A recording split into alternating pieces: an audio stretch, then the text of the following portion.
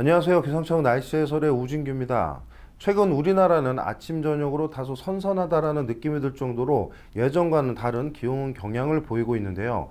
어제는 강원 영서 북부에서 영상 3도까지 아침 기온이 떨어지는 곳도 있는 등 이제는 완연한 가을이 온 듯합니다. 서울을 기준으로 살펴보면 20일과 21일은 각각 15.4도, 14.3도로 기온이 점차 낮아지는 추세를 보였는데요. 22일인 오늘 아침에는 기온이 17.5도로 어제보다 3도 이상 아침 최저 기온이 높은 상태를 보였습니다. 자, 왜 이렇게 기온차가 갑자기 크게 나타났을까요? 일반적으로 아침 기온에 크게 영향을 주는 요소는 간략하게 세 가지로 정리를 할 수가 있습니다. 첫 번째, 하늘 상태, 두 번째, 바람, 세 번째, 대기의 온도 상태인데요. 일반적으로 하루 중에 가장 기온이 낮을 때는 새벽 4시부터 아침 7시 사이입니다. 밤이 되면 낮 동안 이 받은 일사를 다시 대기 중으로 내뱉는 상태가 되는데요. 일중 떠있던 해가 지고 나서 점차 온도가 내려가는 현상으로 이해를 하시면 되겠습니다. 자, 이러한 현상을 복사 냉각이라고 하는데요.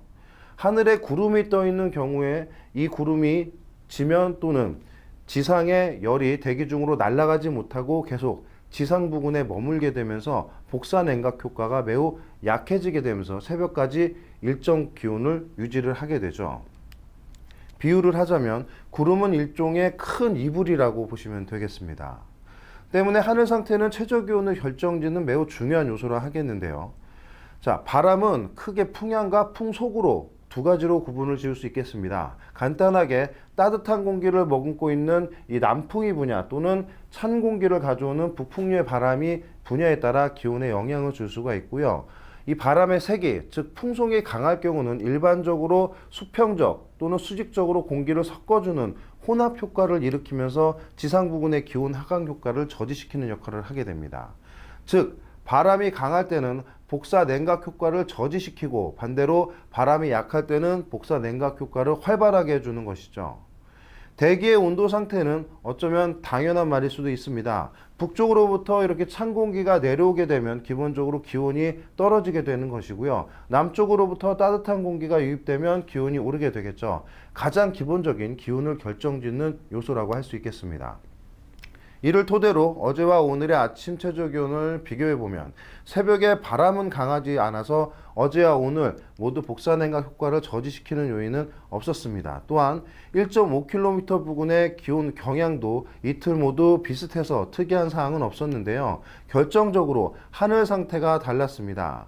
어제는 하늘에 구름이 거의 없는 상태에서 복사냉각 효과로 인해서 기온 하강이 매우 활발했던 반면 오늘 아침에는 한반도 전체를 구름이 거의 덮고 있는 상태로 인해서 복사냉각 효과가 활발하지 못해 기온이 어제보다 3도 이상 높게 나타났던 것이죠.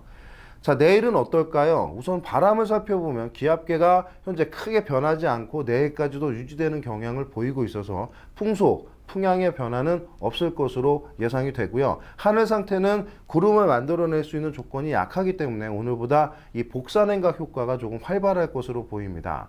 다만 가장 기본이 되는 하층 공기의 온도가 오늘에 비해서 약 1도에서 2도가량 이 낮은 경향이 될 것으로 보이기 때문에 이 세 가지를 모두 고려해서 내일 아침 기온을 예상해 본다면 서울을 기준으로 오늘보다 1도에서 2도가량 낮을 것으로 예상이 됩니다. 자, 어떠세요? 생각보다 간단한 방법으로 내일의 기온 예보를 낼 수 있을 것 같죠? 사실 이러한 기온 예보는 제가 말씀드린 이 세 가지 요건에 매우 미세한 변수들이 몇 가지 있지만 이 기온 경향에 큰 영향을 주는 경우는 거의